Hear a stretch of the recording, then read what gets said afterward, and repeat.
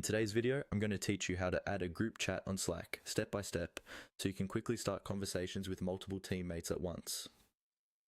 Let's jump right in. First, open Slack on your computer. On the left-hand side of your screen, you'll see a section labeled Direct Messages. This is where all your private and small group conversations live. To start a new group chat, look for the small plus icon right beside the Direct Messages heading. Go ahead and click that plus sign.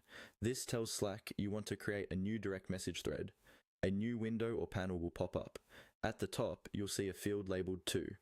This is where you'll choose who you want in your group chat. Click inside that To space to activate it.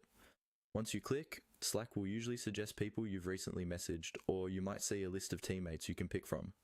Now, start typing the name of the first person you want to add. As you type, Slack will automatically search your workspace and show matching results. When you see the correct person appear, click on their name to add them to the list.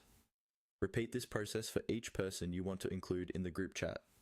Just type another name, select it, and keep going until everyone you need is added. Remember, this is for quick, focused conversations with a small group, not for large channels. Once your participants are selected, you'll see a message box at the bottom of the window, just like any other Slack conversation. Click inside that message area and type your first message. This could be a quick introduction, some context about why you created the group, or the question you need everyone to respond to. Being clear in your first message helps everyone understand the purpose of the chat right away. Take a moment to review what you've written and make sure the right people are listed at the top. When you're ready to send, look for the send button, usually a small paper airplane icon or a button on the right side of the message box. Click on send.